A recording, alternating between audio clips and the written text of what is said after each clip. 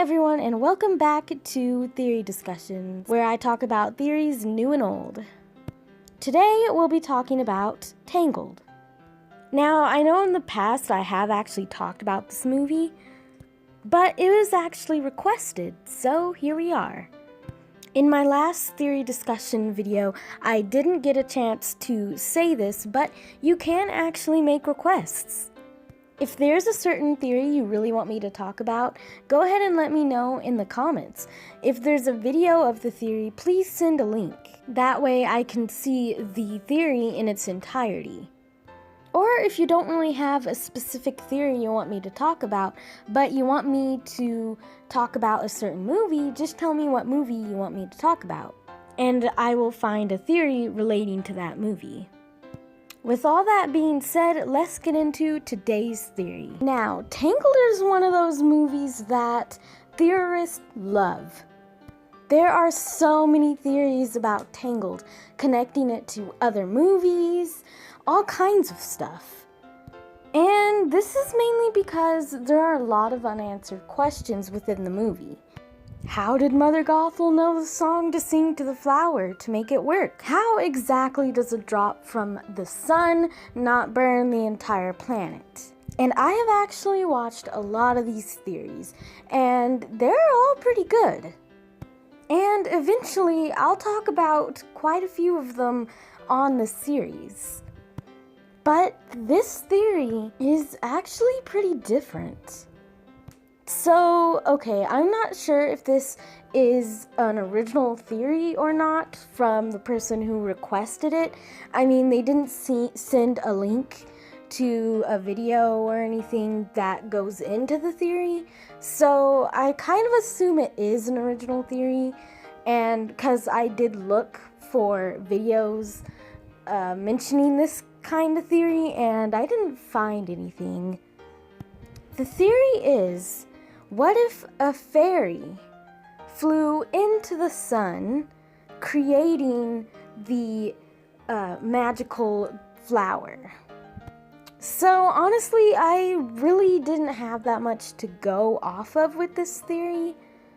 That's why I'm asking if you guys do have requests for specific theories, that you send a link to a video of it, just so I can get like the full theory, all the little details in it, because that really helps me with this series, because I have to rate the theory and I have to weigh like how logical is it, how likely is it to be true.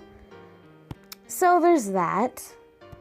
So I thought about it. A fairy flying into the sun. Well, who do we know that is a pretty recognizable fairy? The one and only Tinkerbell. Before I go any further, I do want to say that I haven't watched all of the Tinkerbell movies, so if there's things in the movies that kind of make this theory null and void, so to speak, then I don't know about it. Also, with the Tangled series, I actually did start that. I saw like the first episode, but I haven't had time to watch the rest. I do know Rapunzel gets her hair back and all that, so bear that in mind. If there are things that kind of go against all this, then, you know, I don't know about it. With that being said, I did see the first Tinkerbell movie way back when it released. And in the beginning, we get to see how a fairy is born. And they are born from a child's laughter, if I remember. I am so sorry if I totally am getting this wrong. It's been a long time. Anyway, nothing ever says how a fairy dies, though. In the movies I've seen, it is never explained how a fairy's life ends. If they are just immortal and live forever, I don't really know. So I kind of thought like, maybe at the end of a fairy's life, they kind of merge with the sun when they die or something. And when that happens, a magical flower is created from that. Because we do see these magical flowers in other Disney movies besides Tangled.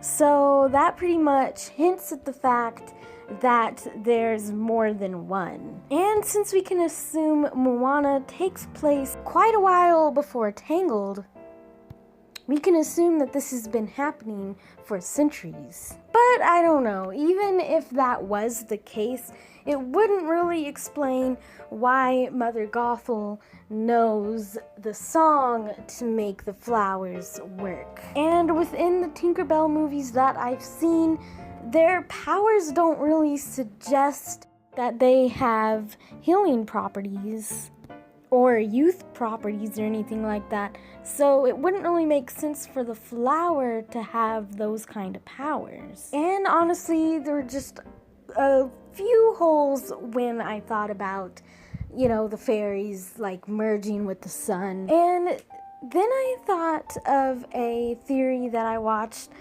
quite some time ago, suggesting that the drop of sun actually wasn't a drop of sun at all, and it was actually baby Hercules when he was stolen from Olympus, which that's a whole nother theory to talk about another time. But it did get me thinking, what if the sun, the drop of sun wasn't a drop of sun at all? And instead it is actually fairies, and when they die, they simply become these flowers instead of merging with the sun, and that makes it... I don't know if that makes any more sense, but to me that works a little bit better than merging with the sun and then the drop of sun comes from that. I don't know. As you can kind of tell, it was kind of hard for me to work on this particular theory just because I didn't have much to go off of, and because there's really no other theories like this. But I do really love original theories, even if they're pretty simple. And I love how one idea of a theory can just lead to another.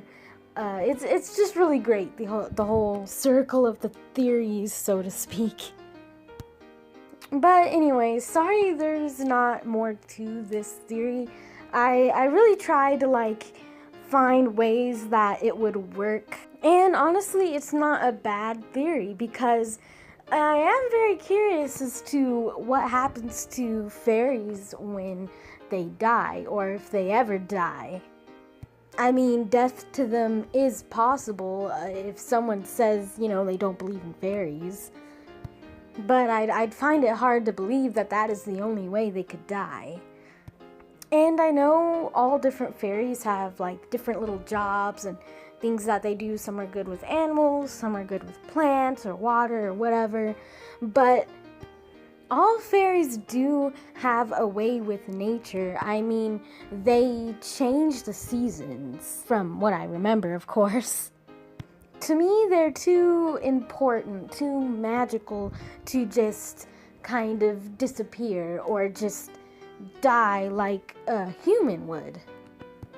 With all that being said, I'm only going to give this theory 2 Mickeys out of 10, just for the fact that there wasn't really a lot for me to go off of. And as far as things going against this theory or supporting this theory, I don't know. I mean, it's not like it's impossible, but it sure hasn't really been mentioned in either movies.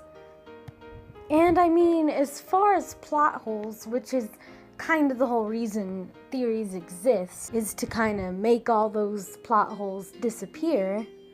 This theory just really doesn't help out that much because we're still faced with the same kind of questions, whether the flowers were made from fairies or not. But I'd be lying if I didn't say that there's not something there. I mean, this theory is definitely creative and definitely on the right track. And on a personal note, I just kind of liked this theory because it was new to me. I hadn't heard about this theory until it was brought up to me by the person who requested it. And if this theory is their original theory, thank you so much for letting me cover it. I hope the low rating doesn't upset you or anything, and I really hope this doesn't discourage anyone else from telling me their original theories or letting me cover their original theories. But yeah, if you guys have any theories in mind, just go ahead and let me know. Send links to videos, whatever you want. I would be happy to talk about pretty much any theory you guys come up with, even if it is like crazy or out there or completely unplausible. The more theories, the better. I hope you guys enjoyed. Thanks for watching, and see you guys next time.